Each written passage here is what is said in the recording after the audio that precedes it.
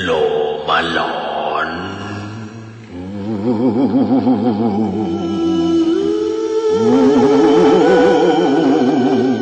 ผมต้องบอกเลยว่าสิ่งที่ผมจะพูดต่อไปนี้แล้วก็จะเล่าให้คุณผู้ฟังได้ฟังต่อไปนี้อย่าเชื่อนะฮะให้ฟังไว้เรียกว่าฟังเป็นนิยายดีกว่านะฮะฟังหูไว้หูนั่นแหละนะครับใช้วิจารณญาณทุกครั้งในการรับฟังเรื่องราวประเภทนี้นะฮะคุณผู้ฟังเรื่องแรกในวันนี้ฮะพี่เลียวจะพูดถึงในเรื่องของบุคคลที่เป็นอาชีพหนึ่งนะเป็นอาชีพเกี่ยวกับกึ่งงานศิลปะนะครับคุณผู้ฟังแต่เป็นศิลปะที่หลายบริษัทนะครับแล้วก็หลายคนต้องพึ่งเขาฮะต้องพึ่งคนในอาชีพนี้ครับถ้าไม่มีเขาคุณจะเปิดบริษัทไม่ได้เลยฮะไม่ใช่ทนายความครับแต่เขาเป็นเพียงร้านรับทำตรายางฮะทำไมถึงต้องเป็นแบบนั้นเพราะเวลาคุณเปิดบริษัทปุ๊บเนี่ยคุณต้องเอาตรายางนะครับนะฮะต้องมีการประทับตรายางลงไปเอกสารไม่งั้นเขาก็ไม่ให้คุณจัดตั้งบริษัทฮะเอาละฮะเรื่องราวเรื่องแรกประจำวันนี้เป็นเรื่องราวของคนที่ทำตรายางสองคนนะฮะคนหนึ่งชื่อต้อยนะฮะส่วนอีกคนหนึ่งชื่อมาดผู้ชายทั้งคู่นะฮะต้อยกับมาดเนี่ยเขาเป็นเพื่อนกันนะครับเป็นเพื่อนรักกันแล้วก็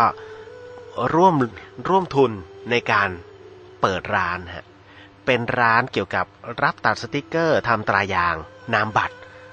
นะฮะน้องๆหลายคนก็จะเห็นแต่ปรากฏว่า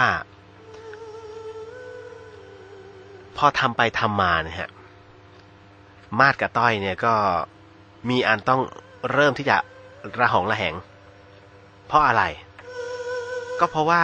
เวลาเข้างานเนี่ยคุณผู้ฟังครับทำเลในการเปิดร้านตรายางเนี่ยฮะส่วนใหญ่เขาจะเปิดกันที่ไหนฮะมันก็ต้องในห้างบางคนเขาก็เปิดกัน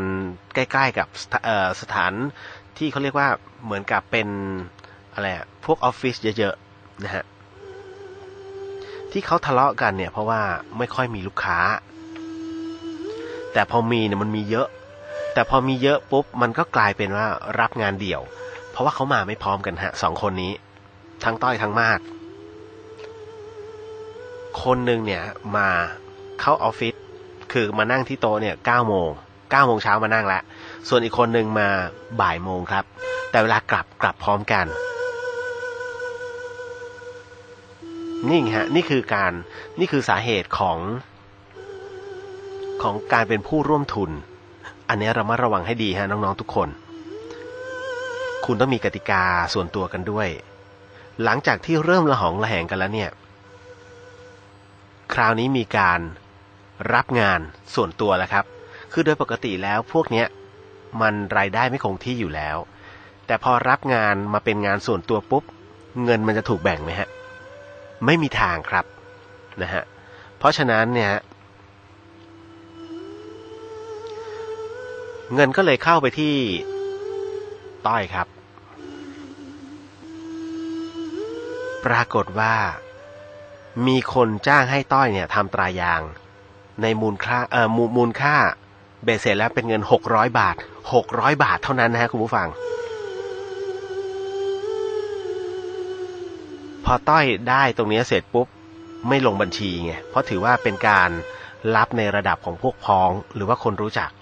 ก็จะไม่เอาเข้าบัญชีของร้านแล้วเป็นยังไงครับทำงานกัน2 คนไงอีกคนนึงไม่มีงานเข้าก็ทำให้มีการเขม่นกันเกิดขึ้นครับ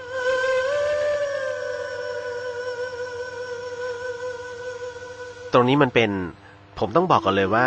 เขาเปิดร้านเนี่ยไม่ใหญ่มากนะฮะแล้วเขาก็ที่หน้าร้านของเขาเนี่ยมันจะเป็นเหมือนกับเป็นตู้กระจกนะครับแล้วก็ติดสติ๊กเกอร์เนี่ยรับตัดสติ๊กเกอร์รับตัดตรายางนะฮะก็จะมีอยู่หลังจากนั้นนะคุณผู้ฟังพอหนักเข้าเนี่ยฮะต้อยเริ่มงานเข้าเยอะเพราะว่ารู้จักคนเยอะในขณะที่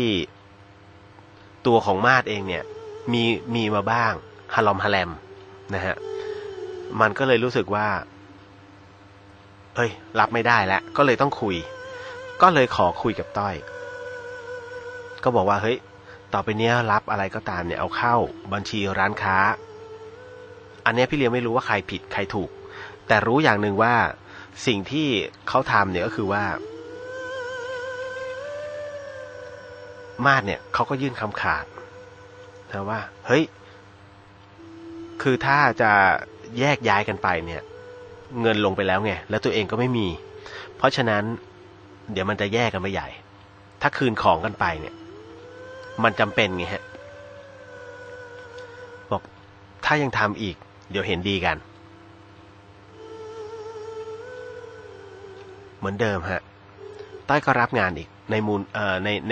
มูลค่าเงินของ600 บาทปรากฏว่าคราวนี้มาดยอมไม่ได้ฮะก็กินเหล้าย้อมใจนะฮะคือกินน้ำเมลัยย้อมใจปุ๊บเนี่ยเอาแล้วครับศีล 5ข้อนี้ขาดปุ๊บข้ออื่นมันจะขาดตามหมดครับมีเรื่องมีปากมีเสียงกันขึ้นฮะมาดเนี่ยซึ่งเป็นเพื่อนรักกันนะฮะเขาก็บอกว่าเตือนแล้วไม่ฟังก็มีเรื่องกันชกต่อยกันพอเล่าเข้าปากไงมันก็เป็นอย่างเงี้ยฮะต้อยก็สู้ไม่ได้ครับก็บอกเฮ้ยพอวันนี้คนมันเมาเหล้าฮะสติมันขาดความยั้งคิดพอขาดความยั้งคิดแล้วอะไรเกิดขึ้นนะฮะมันเริ่มแรงขึ้นอีกฝ่ายยอมแล้วไงไอ้คนที่ยอมก็ยอมด้วยแบบว่าเฮ้ยโอเคเพื่อนมันเมาแต่ไอ้คนที่ขาดสติเนี่ยยิ่งยอมเหมือนจิตใจฮึกเหิมเริ่มหนักขึ้นท้ายสุดเนี่ยฮะเขาก็เอามีดเหน็บที่อยู่ข้างหลังเนี่ยเอาออกมาครับคุณผู้ฟังแล้วก็จัดการฮะเงิน600 บาทแต่ฆ่าเพื่อนนะครับคุ้นไหมเราก็จะมาเล่ากันต่อคุ้นนะฮะเพราะมันเป็นเรื่องที่เกิดขึ้นเป็นข่าวพอสมควรเลยทีเดียวครับหลังจากนั้นเนี่ยฆ่าเพื่อนเสร็จปุ๊บตัวเองก็รีบเลยฮะรีบกลับไปที่บ้านแต่ก่อนหน้านั้นเนี่ยเขาอำพรางเรียบร้อยก็คือลากไปทิ้งข้างทางแต่ไม่มีใครรู้เลยนะฮะไม่มีใครรู้พอเสร็จปุ๊บเนี่ยฮะมาดกลับบ้านรุ่งเช้าเสร็จปุ๊บไปที่นี่แหละไปที่ออฟฟิศไปขนข้าวของมาเอาไปไว้ที่บ้านของแม่ตัวเองแล้วตัวเองก็หลบไปมาดเขาจะเอากระจกเป็นกระจกพลาสติกเนี่ยฮะที่เขาติดพวกรับอะไรตัดสติกเกอร์รับทำตรายางฮะคือเขาก็แบกหนีไปด้วยไม่รู้มันจะแบกไปทำไมหลังจากนั้นนะครับหลังจากที่มีการพบศพเกิดขึ้นนะครับไม่นานฮะคุณผู้ฟังปรากฏว่ามาดเนี่ยเขาแอบไปหลบอยู่ณที่หนึ่งเป็นบ้านเช่านะครับแถวรู้สึกจะแถวถ้าผมจำไม่ผิดเนี่ยก็จะอยู่แถวหลังวัดธินกรจังหวัดนนทบุรีข้างก่อนถึงวัดธินกรเมื่อก่อนนี้มันจะเป็นบ้านเช่าด้านหลังเนี่ยเยอะมากเขาจะไปหลบอยู่ตรงนั้น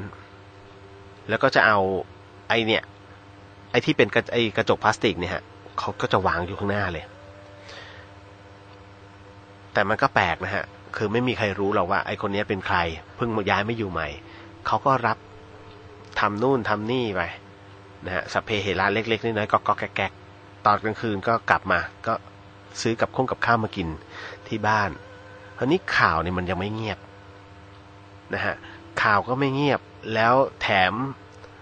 เร่งจับคนร้ายให้ได้ด้วยฮะมีคำสั่งปรากฏว่าตัวเองก็เริ่มไม่อยากออกนอกบ้านด้วยความกลัวฝังตัวเองนะฮะอยู่แต่ในบ้านไม่ออกไปไหนฮะข้าวปลาอาหารเนี่ยถ้าหิวหนักๆเข้าก็ไปซื้อโชว์หวยแล้วกลับมากินปัญหาก็คือว่าไอ้ช่วงกลางคืนเนี่ย เขาจะไม่ค่อยได้นอนฮะคุณผู้ฟังชาวบ้านบอกว่าบ้านเนี้ยพอเวลาออกมาทีหนึ่งตามันน่ากลัวมากตามันจะเหมือนแพนด้าดำปีเลยคือคนไม่ได้นอนแล้วหวาดระแวงแล้วตอนกลางคืนเขาบอกมีเสียงเหมือนมีทุบข้างฝาตึงคือตัวเขาเนี่ยหลอนตัวของมาดเนี่ยมันหลอนครั้งสุดท้ายที่คนเห็นมาดนะฮะก็คือเขาวิ่งหนีออกไปฮะเขาวิ่งออกจากบ้านไปตอนรู้สึกจะประมาณ3 ทุ่มวิ่งเข้าสวนทุเรียนฮะการวิ่งเข้าไปครั้งนี้ฮะเขาบอกว่ามาดมันวิ่งตะโกนเลยกลัวแล้วกูกลัวแล้วหลังจากนั้นรุ่งขึ้นคนก็เห็นว่าตัวของมาดเนี่ยผูกคอตายฮะอยู่หลังวัดเลยฮะแล้วท่าตายของเขานี่ไม่ได้แขวนคือไม่ได้ห้อยต่องแต่งนะเป็นท่านั่งนะครับผมบอกแล้วว่าคนที่ผูกคอตายเนี่ย100%ของการตายของการเสียชีวิตคือท่านั่งนะครับเป็นเรื่องที่แปลกมากตรงนี้ครับชาวบ้านเขาคือมันก็โจษจันพอสมควรกับบ้านหลังเนี้ยเขาบอกว่าก่อนหน้านั้นคนที่มาเช่าบ้านหลังเนี้ยก็โดนรถชนเสียชีวิตคือใครอยู่หลังเนี้ยตายอ่ะมันแปลกตรงนี้ครับจนกระทั่งมาเจอไอ้คนเนี้ยซึ่งมีหมายจับของเจ้าหน้าที่อยู่ด้วยก็มาตายคือตายเองไปผูกคอตายคุณลุงที่อยู่ข้างบ้านเนี่ยเขาสังเกตอยู่ก่อนที่มาดเนี่ยมันจะวิ่งออกมาเขาสังเกตเห็นเมื่อเย็นเนี่ยเขาก็อยากรู้ว่าเอ๊ะทำไมบ้านนี้มันปิดเงียบเลยมันมีอาชีพอะไรเหรอเขาก็เห็นสติกเกอร์เขียนว่ารับตัดสติกเกอร์แต่คำนี้ฮะเขาจะไม่เขาไม่ได้สังเกตมานะเขาไปสังเกตอีกคำหนึ่งคำว่าตรายางคุณผู้ฟังครับคุณลุงแกบอกเลยว่าไอ้ตอนแรกเนี่ยผมก็เห็นเป็นตรายางนะแต่หลังจากพอเกิดเรื่องปุ๊บเนี่ยแล้วผมกลับไปดูอีกรอบหนึ่งคำว่าตรายางเนี่ยมันไม่ใช่คำว่าตรายางครับไอ้ตัวรอเรือนะฮะตัวรอเรือตรงคำว่าตราเนี่ยมันหายไปและตัวสระอากับงองู2ตัวหลังก็หายไปฮะมันเหลือคำว่าอะไรฮะมันเหลือคำว่าตายแกก็บอกว่าเฮ้ยเมื่อหัวค่ำเนี่ยผมก็ยังส่องดูอยู่เลยนะว่ามันเป็นอะไรแล้วไฟมันจะมืดแล้วอยู่ๆเนี่ยหลังจากที่มันวิ่งออกไปแล้วก็มาพบศพอีกทีแล้วตำรวจมาค้นบ้านแล้วเขาก็ยืนดูอยู่ด้วยเพราะมันอยู่บ้านติดกันมันเป็นบ้านเช่าแกก็เห็นแกก็ตกใจฮะเฮ้ยเมื่อวานนี้มันไม่ได้เขียนอย่างนี้นี่เมื่อวานมันเขียนว่าคำว่าตรายางแต่ตอนนี้มันเปลี่ยนเป็นคำว่าตายใครไปขูดฮะแล้วก่อนนั้นเสียงโวกเวกจากข้างในแบบกูกลัวแล้วหลอนฮะหลอนมากโดยปกติแล้วนะครับคนเวลานั่งผูกคอตายเนี่ยเวลาเขาเสียชีวิตเนี่ยครับเขาบอกว่าไอ้เงื่อนที่ผูกเนี่ยต่อให้เป็นเงื่อนธรรมดาเนี่ยมันจะกระตุกแต่ที่น่าแปลกมันแน่นเกินไปครับแน่นเหมือนมีคนดึงแล้วหลังจากที่พิสูจน์หลักฐานเนี่ยเขาถอดเสื้อของมาดออกมาปรากฏว่าที่ไหล่2ข้างเนี่ยช้ำทำไมเป็นอย่างนั้นครับผมก็ไม่รู้แต่มีคนบอกครับลักษณะแบบนี้มันเหมือนมีใครขึ้นไปเหยียบอยู่ที่บ่าแล้วมือก็กระตุกเชือกฟังหูไว้หูนะครับแล้วใครล่ะฮะมันจะไปกระตุกตรงนั้นใครจะเป็นคนฆ่ามันเป็นไปไม่ได้ครับเพราะผู้ชายคนนี้เพ้อตลอดเวลาแล้วก็เก็บตัวอยู่แต่ในบ้านไม่ค่อยได้ออกไปไหนครับจนกระทั่งวันที่เกิดเหตุที่เขาออกไปผูกคอเสียชีวิตเนี่ยฮะนั่นแหละครับ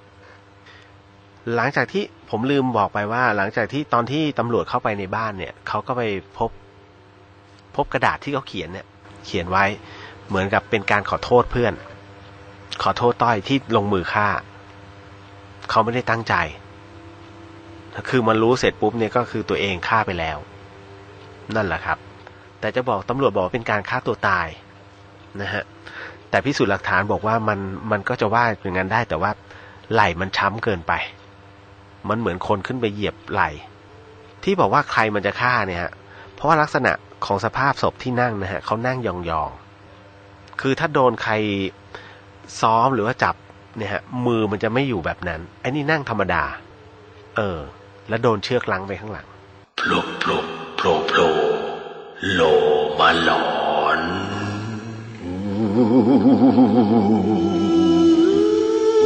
อ